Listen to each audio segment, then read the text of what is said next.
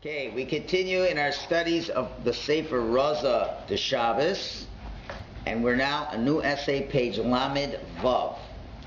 You know, it'd be a good idea, everybody take a little tissue, paper, and just put it in for the next time, no matter who's using it.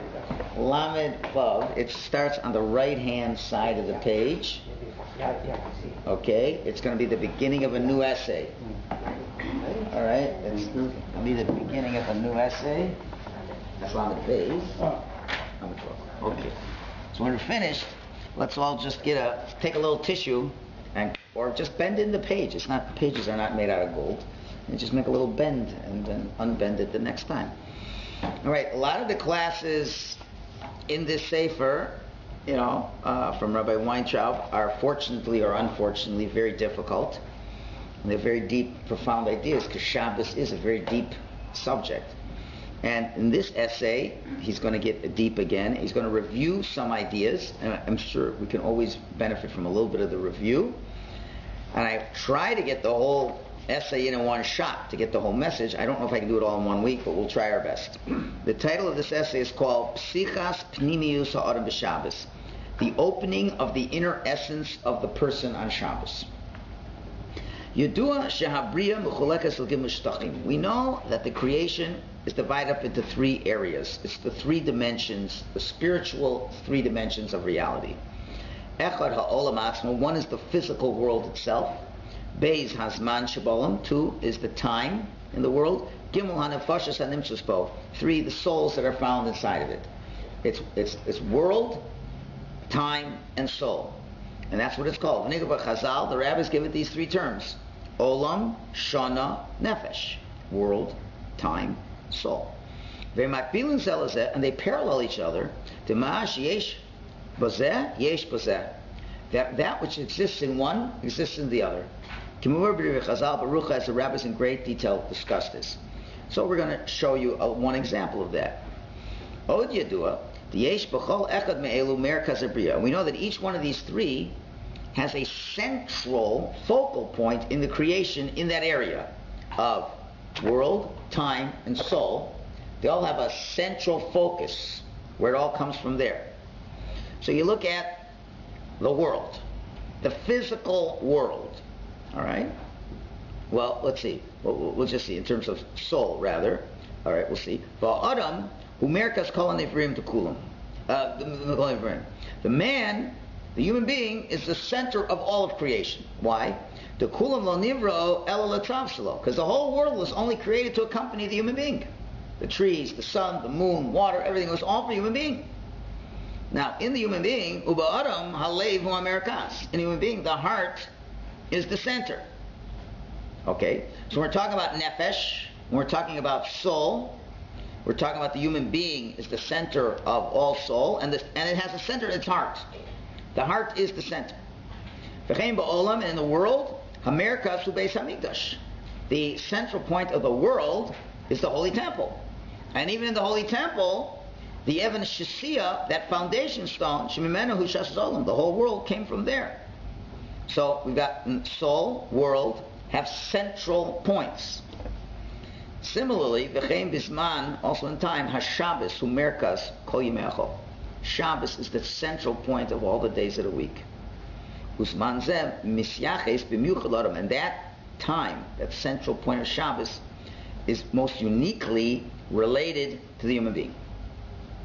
So we're talking about the world, the soul world, as it were.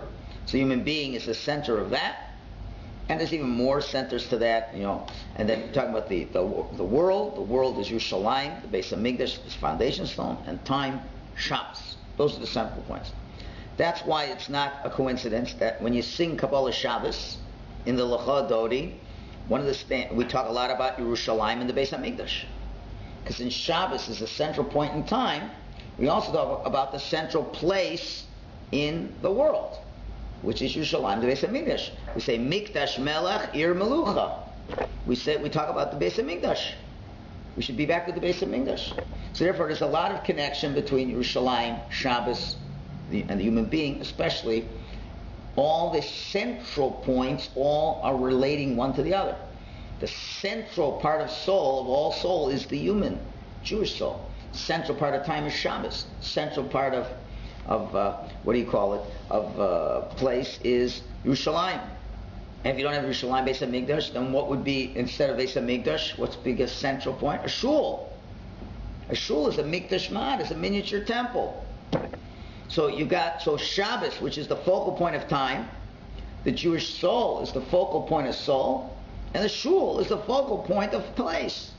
They all relate to each other on Shabbos. That's why good Jews find themselves in the shul on Shabbos and during the week. Okay, next. Now we can go a little bit deeper in paralleling these three realms. Which it says in the pasuk, and we've already learned this. Now again, the pasuk says Kisheishis Yamim Asa Hashem, which literally means Hashem made 6 days. Not in 6 days Hashem made the world. The pasuk says Hashem made 6 days. Ramban, and Ramban makes this point. It says B'Sheishis Lo Nemer. It doesn't say in 6. Elisheshis 6. Pirish means the whole creation is founded on the 6 forces that really are called the 6 days. Each day was a spiritual characteristic and force of Hashem. And these are the 6 attributes through which Hashem conducts the world. And these are the virtues that are listed in the praises of Amalch, that we say every day in davening and every time we take out the Torah. We said it twice today. We say, L'cha Hashem, to you Hashem is HaGedula, VaGevura, VaTiferes, VaNetzach, VaHod. Those are the 5 midos, obviously. Then Kichol B'Hashamayim V'Aretz is number 6, and L'cha Hashem HaMamlach is number 7. So we have these 7 attributes as David HaMelech listed them. Shezechovek is Kol Yemei Olam, that encompasses all the days of the world.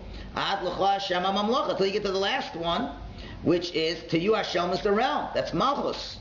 She'elasid Love Baruch Hashem, which is going to come at the end of time. Why?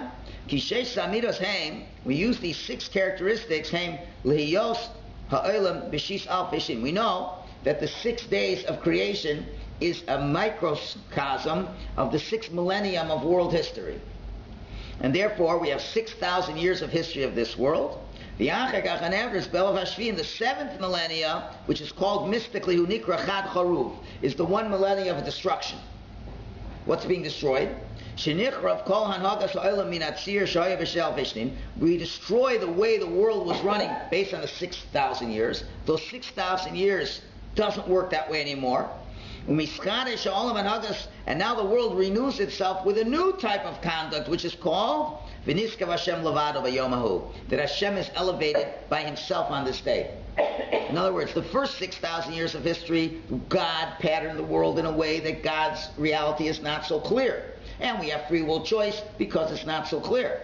The 7th millennium, Hashem destroys that system and creates the system He wants. And that's the system of what? That Hashem is the only reality. And that's the 7th millennium. And that's Olam Haba. That's the world to come.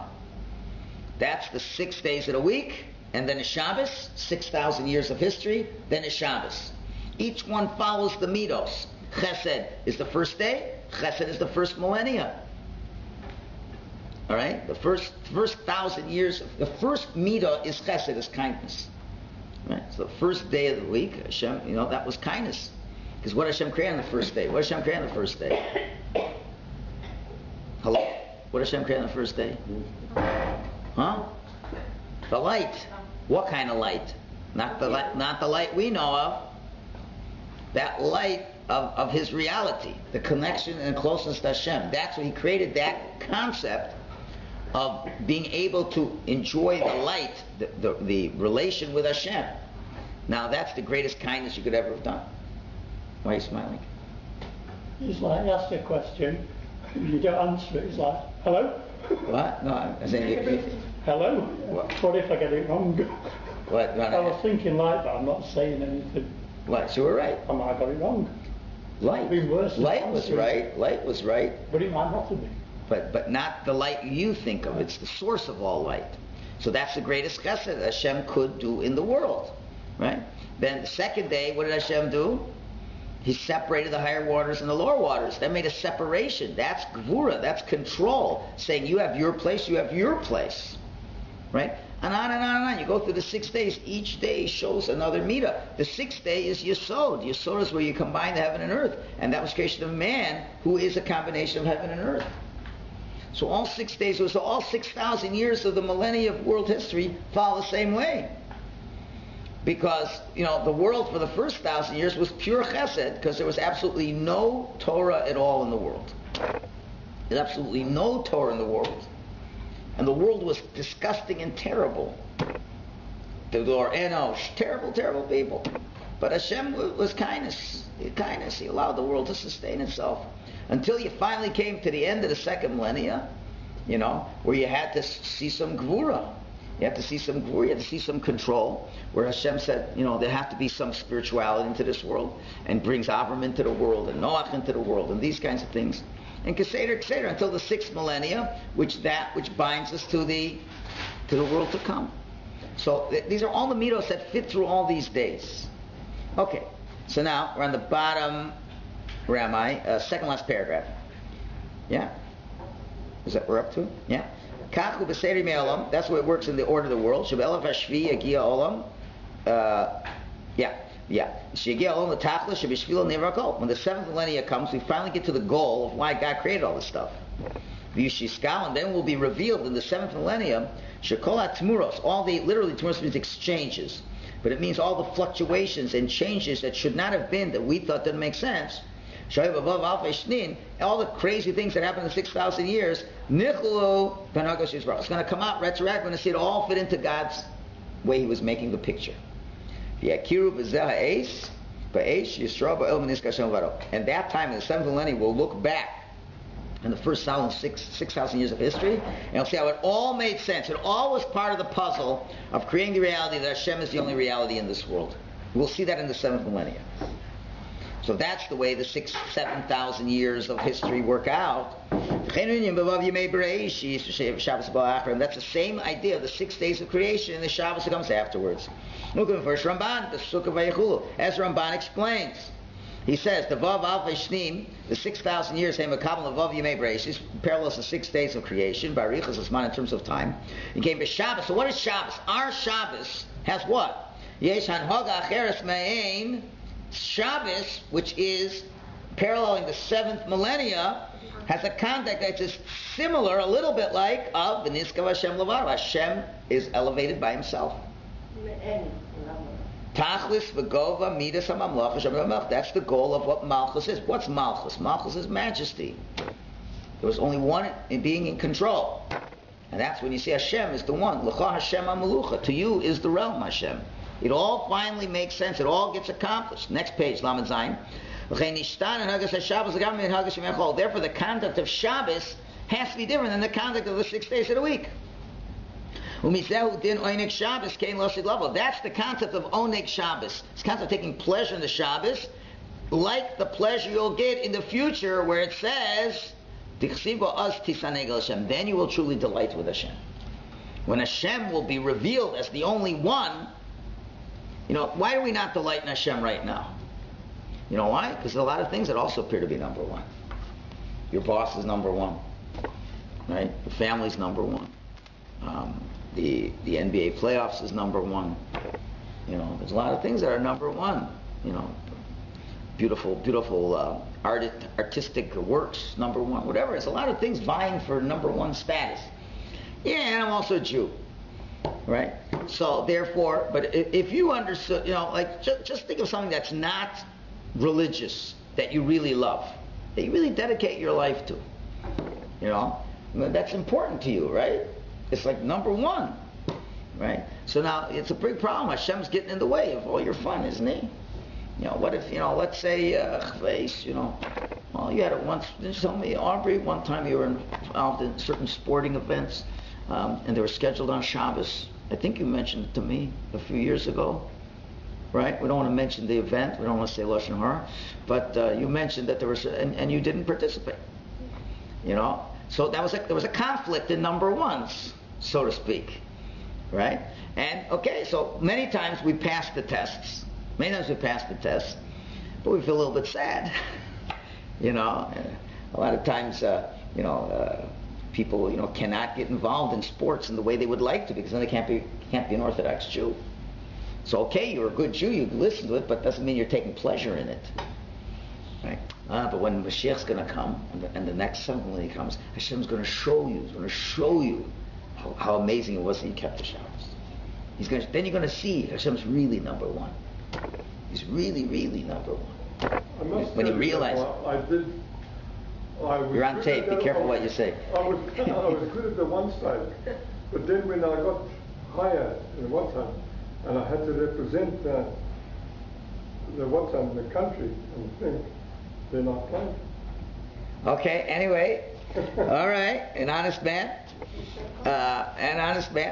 Anyway, but when you really will see that Hashem is number one, then you're going to realize that all the sacrifices you made, if you would know the sacrifices you're making now, if you'd realize how much gets accomplished by it.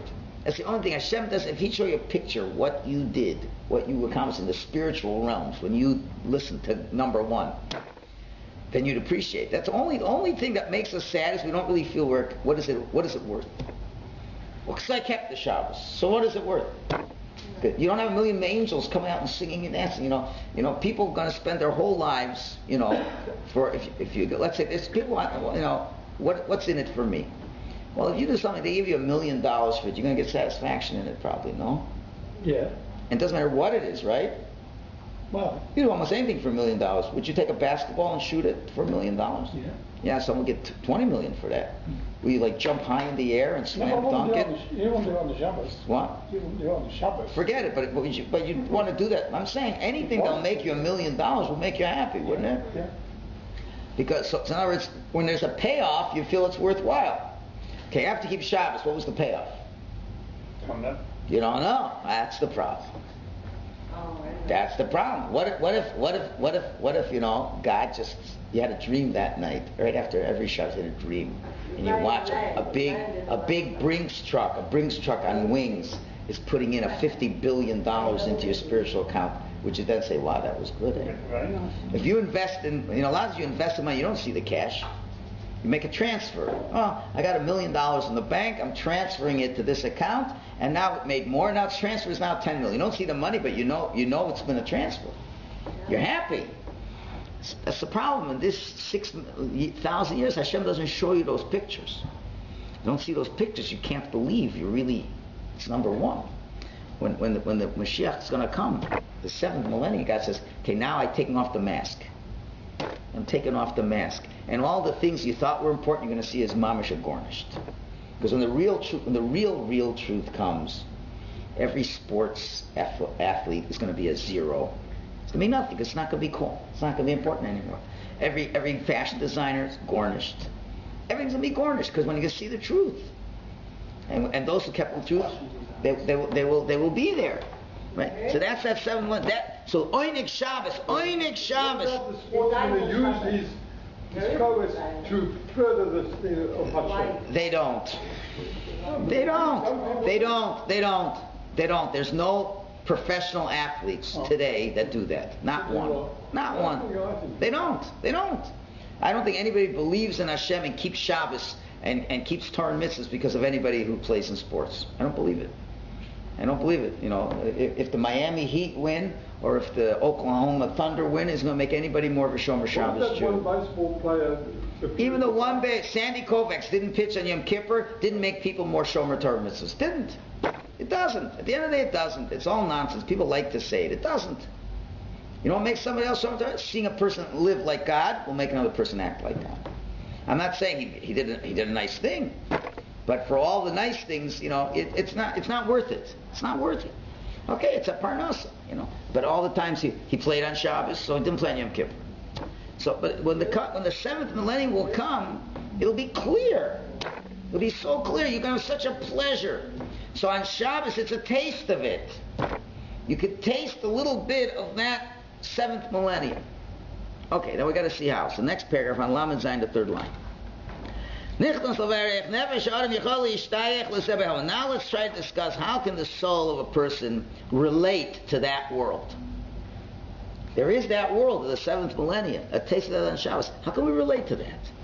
Skip the back, or at least, he says in the brackets, at least to touch to it a little bit, to have a little inkling of what it's like. Shabbos, we said already before, Shvisa memlecha shemayim v'aretz. There's a rest to the heavens and the earth. The work that Hashem did, Hashem rested. Pirish. Mikol asar mamara shenivru b'hem shemayim v'aretz v'chol asher b'am. So, remember, Hashem used His 10 characteristics of the 10 spheros to create the world. Okay? The world was created with 10 utterances. Utterance means Hashem revealed His will, and now He used the different 10 characteristics to fashion the world that He made. Then on the 7th day, Hashem stopped. What stopped exactly? So what stopped is the mamarot, the utterances. The utterances stopped. And they no longer are existing. Now, I know there's going to be a question. He's going to ask part of the question. I know it's a bigger question, and I'm not going to answer it now. We're going to have to wait for a later essay is going to answer it. It's a really important question. If everything stopped, then how does anything exist? We know that everything exists because Hashem wills them to exist every moment. Isn't it everything was completed? Even completed, but still needs Hashem's will. Even right now, you need Hashem's energy to keep everything going. And that we see scientifically now plays itself out on the nuclear level. When you see protons, neutrons, electrons running around, if they would all stop, we'd be dead. How do they keep running around? Who makes them run around? It's nature? It's not nature, it's Hashem. It's Hashem's will to keep it going on. If Hashem would will this Sefer to not exist, it would evaporate. So, but still in all, we say that on the 7th day Hashem rests. Hashem doesn't use those 10 forces anymore. So now the question he asks, he only asks part of the question. If Hashem rests all His energies, that means everything He created, Hashem doesn't create it anymore. It rests. So then that means the human being also was created by these energies.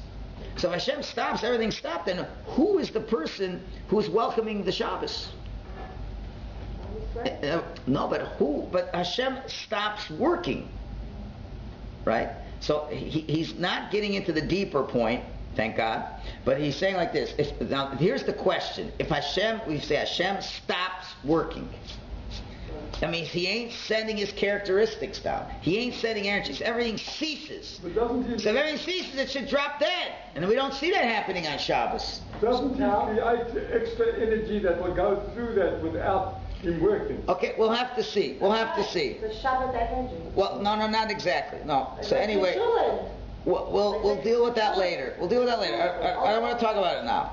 But anyway, the question he's asking, so where is the Jew? Where is the Jew if the energy has stopped?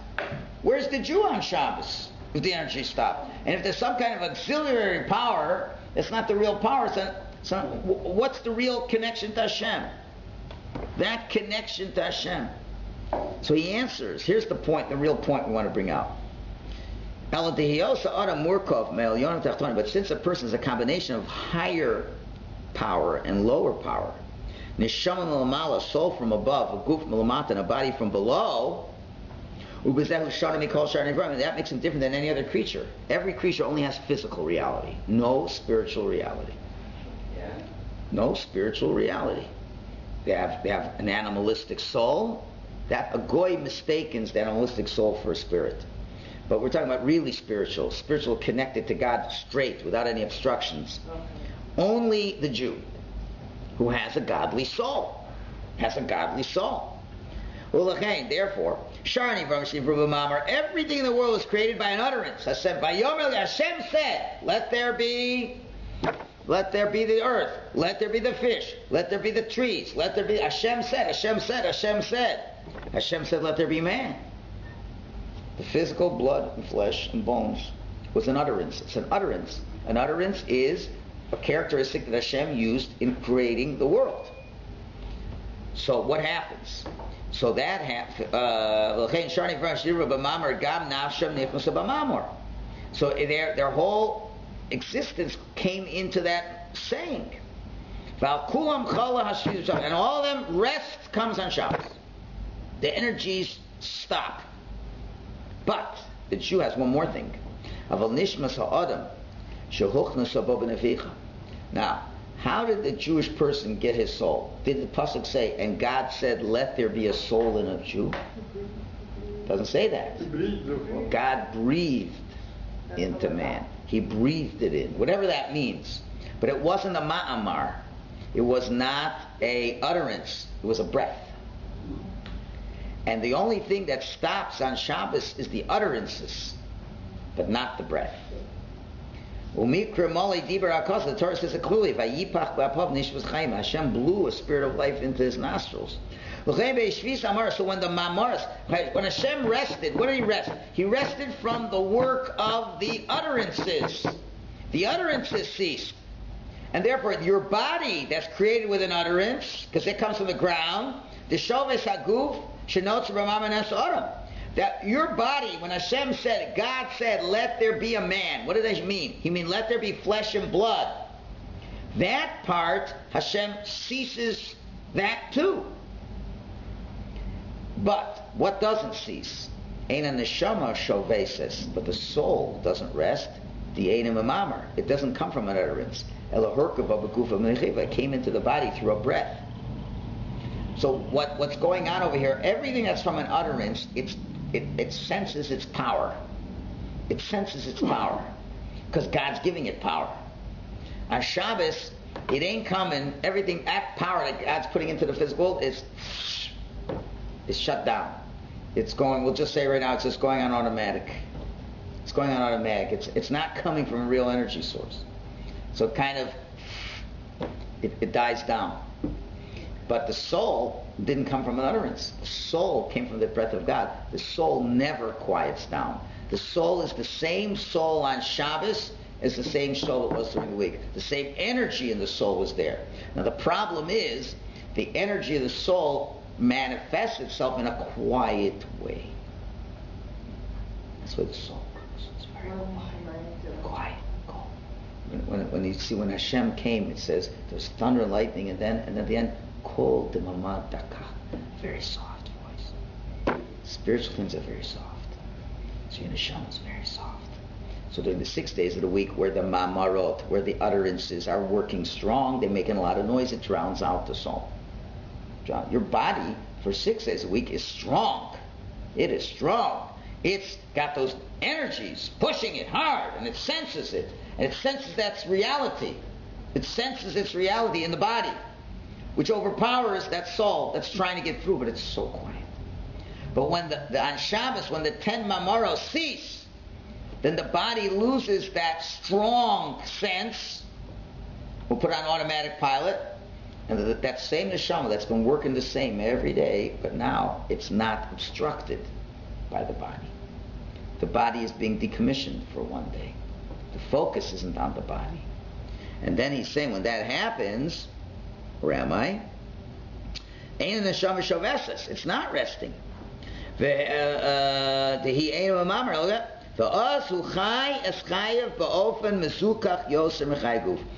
it can live in a more refined way, more so than when it's living with the body, meaning it can appreciate its dveikus more than at other times.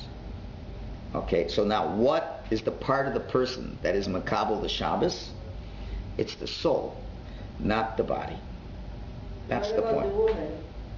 Same thing. Woman's got a soul. Well, she came from man. It's the same thing. Same. She's part of man. Goes together. Right? So this is why God tells us not to do the 39 prohibited activities on Shabbos. Because He wants your body to be in line with the spiritual reality of the body. The body is supposed to be decommissioned on Shabbos.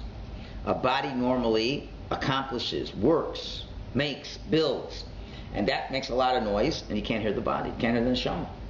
Hashem says, I've withdrawn my mamoros, and I want you to withdraw too. And I don't want you to do anything that is body focused at all. So it's not to put you in prison. It's to free the soul. The soul's been in prison all week long. Shabbos is not a day of prison. It's a day of freedom. But you have to know who you are. You're a soul, not a body. If you're a soul, your soul's... The truth is you've been in prison all day long. Right now you're in prison. Your neshama's in prison now. Can you imagine? Reverse it. Instead of saying, 6 days a week I'm as free as a bird on Shabbos, I'm in prison, say it like this. 6 days. Can you imagine if you're in prison really? And once a week they let you go out of prison. So you're going to say, I don't want to be free. I don't want to be... Why do you make me free? I like it in prison. That's the point. 6 days a week your neshama's in prison. We want to give it a jailbreak. How's it get a jailbreak? Well, the only way to get a jailbreak is we have to disarm the guards. So how do we disarm the guards? Stop working. If you stop working, now, and just like God stopped working, his mamoro stopped, the body really was meant to be coasting now, but you can't do things that are inconsistent with that. And if you go start working, you're going to create an aberration that isn't there, and therefore, your neshama's not going to be able to express itself. So the reason we do not work on Shabbos is precisely to give the soul freedom to express itself that it can't express during the week. All right? So now you just have to explain, so why do we have to eat on Shabbos?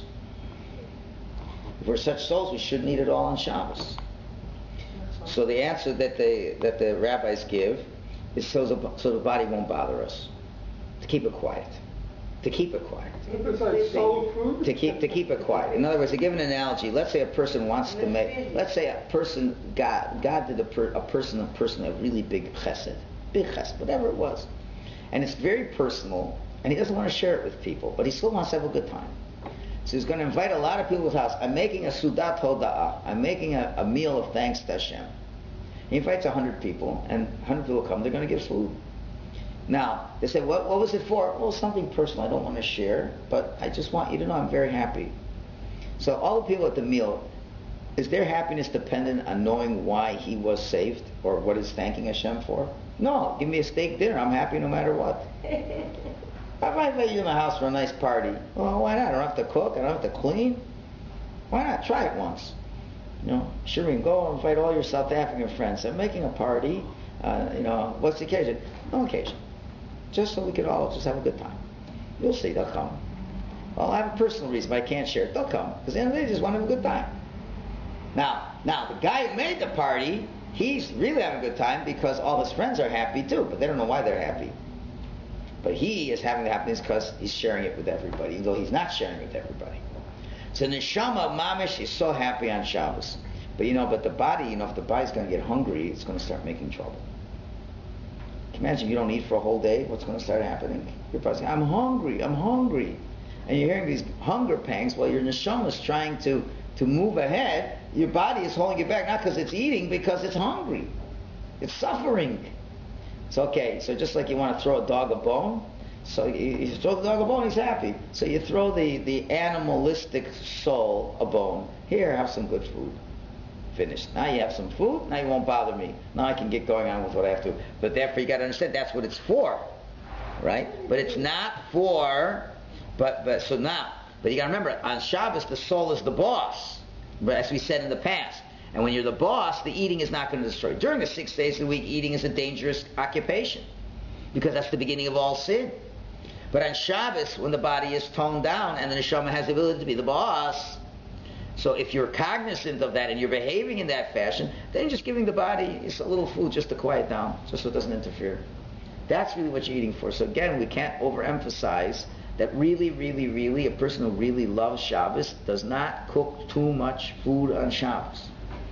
I'm sorry, it's going to disappoint all those Jewish housewives who feel that they're fulfilling Shabbos by cooking so much. I'm sorry, it's not. It's nicer food than during the week, no question about it. Problem is we feed too much food during the week. That's the problem. If you're gluttonizing during the week and Shabbos has to be nicer than that, then you have to double gluttonize. So the real solution is cook less during the week. The truth is everybody should be eating less food during the week. And then on Shabbos have a little bit more, and then you're not gluttonizing. Right? Yeah? But the food is the taste of Hashem. Yeah. We're eating Hashem. Yeah, but you don't need too much. You don't need to eat that much. Okay, not that much, but So a little- varieties, and it has to be good, and it has But to a be little bit. the best of the It- best what you have. The whole week you can eat bread. That's fine. Shabbos you That's have fine, but every not Friday. a lot. Okay, beseder. Not a We don't lot. talk about amount. And also, depending on how much money you have and why you're doing it. You're right. You have to be careful. It's a dangerous. It's a dangerous slope. You have to be careful. I'm just saying, you have to be careful. It only will work if your neshama's in charge. If you're neshama, everyone's so careful to make sure the food is good, but they're not careful to make the neshama in charge. You ask every housewife, okay, you made sure this and that, you must make food. What did you do to make sure that your neshama is in charge on Shabbos? They didn't teach me that in cooking class. All the No, they have to. No, so I already said what you have to do, right? Already learned what you have to do on Erev Shabbos. It's a bigger mitzvah. I'm telling you, it's a bigger mitzvah for the wife and family to take a nap on Erev Shabbos than to make extra salads. That's what Hashem wants from you. Hashem wants you more to be relaxed when Shabbos comes than to have more food. Because if you're not relaxed, you have not prepared your neshama for the Shabbos. We can do both. If push, you do both. No, you can't do both to the maximum. Yeah. You can't do both to the maximum. You're not going to create the most elegant cuisines that take hours and hours to prepare in this kind of world where many women have to work and this and that. You can't. You really can't. And you have to spend at least as much time preparing your soul as you've been preparing for the food.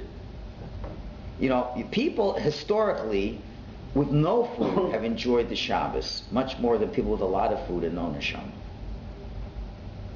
If your neshama is ready for Shabbos, then you're loving the Shabbos. If you're missing, if I have to say, you can have one or the other, lots of food and absolutely no spiritual feeling to Shabbos, or complete spiritual feeling to Shabbos and fasting, it's better the last one.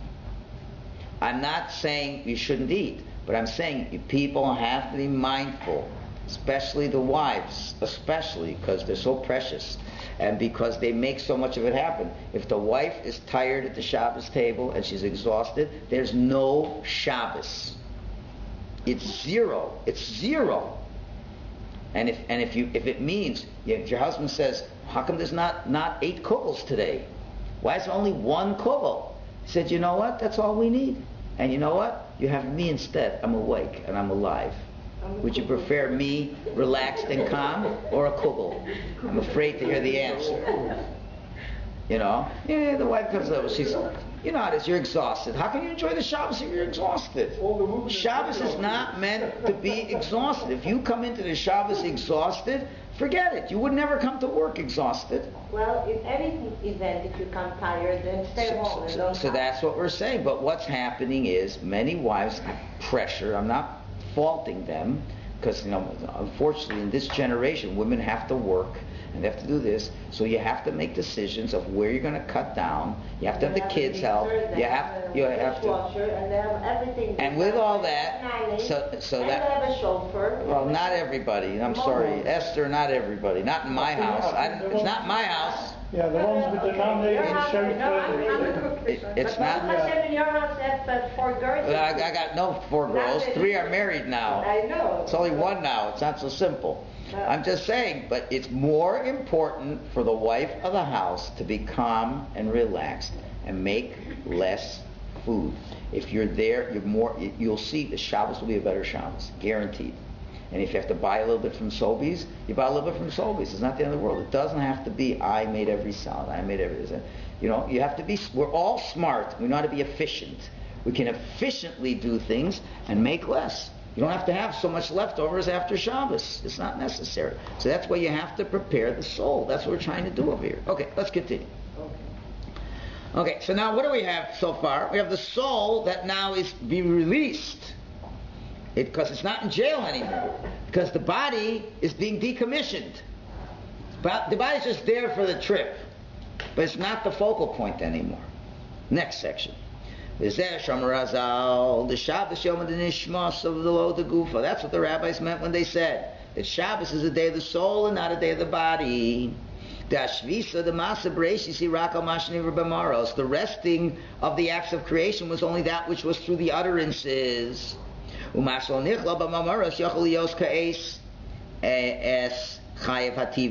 that which is not part of the utterances now is really your natural life. The Hanishmat Chaim, the living soul, Mahusam, their essence is Chaim Shenim Shechum Yamek Pnimis Rosh Chaim. Their root is from the depth of its existence, which means being connected to Hashem without any blockage of the body. We say the soul is rooted in its inner root. It's Hashem. Everything's from Hashem. But the soul is mamish directly from Hashem. Everything else was an utterance. You're the CEO of an organization. You make the orders. I make a rule, this and this. Then it filters down to the executive vice president, to the general manager, plant manager, this. Finally down at the line they do something. You're not that close to the CEO, because that came from an utterance. What if the CEO comes right to you in your mouth and gives you a kiss on your lips? Well, that came right from him. No obstruction. The neshama came from God blowing into it. So its root is very close to Hashem. But it's not able to feel and express it during the 6 days. Because 6 days everything else is making a lot of noise. So now you come back to your natural environment. As the pasuk says, because with you is the root of life. With you Hashem is root of life. And in your light, the light appears. That's what it means. The one who blew from himself. And that's the taste that the soul tastes. That Hashem blew life into it. But when the body is engulfed in and the soul is engulfed in the body, that's not used to such fine status. So therefore the body is magbil, it limits what the neshama is able to feel. But on Shabbos, now that the body has been decommissioned and the soul has been freed, its taste of life has been opened up. Now it can taste the life of what? Hashem is elevated on that day. We'll be able to taste the true reality that Hashem's the only boss. That is the only reality. During the 6 days of the week, in the 6th millennia, it's not a clear reality. On the 7th millennia, it's a clear reality. On Shabbos, so Shabbos, here's the point. On Shabbos, which is the day of the clearest reality, Hashem has to enable the human being to be in a position to receive the clearest reality. That's we're saying it's paralleling Shabbos, the world, and the soul. In time is the 7th millennium. Clarity. Shabbos is clarity. The essence of Shabbos, the time of Shabbos, is complete clarity of Hashem's reality. Now, your body, is it able to perceive that reality? Not during the 6 days of the week. But on the 7th day, it is. How? By decommissioning the body and allowing the soul, which is able to appreciate that reality. That's the only way you're going to appreciate it. Now you understand, again, another interpretation of this beautiful chazal. The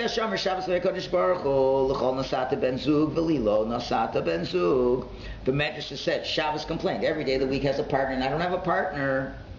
Why? Why does Shabbos not have a partner? Because the Shabbos eina michlal hamamaros. Shabbos, there was no utterances on Shabbos. There was no utterances. The 10 utterances were on the 6 days of the week, and God said, "Let there be this," and God said, "Let there be this." And every day was created with an utterance. Shabbos had no utterance. So my essence is totally different. I'm not in the same wavelength as the other 6 days of the week. Right? Skip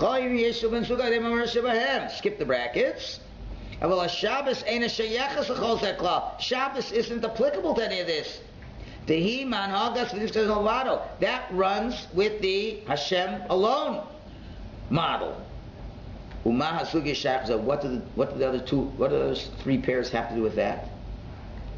The 6 days a week don't live with the conduct of Hashem's reality being crystal clear. They're defective, so defective people can be married to defective people. Can you imagine? You have one person who's mentally not sound with another person mentally not sound. Good, the two Meshuggahim will have a good time together. Right? Now we got a Meshuggah and that person who's normal. I can't deal with these. Can you be married to a crazy person if you're normal? So Shabbos is the only normal day of the week. Why? It's clear. Shabbos understands it's only Hashem.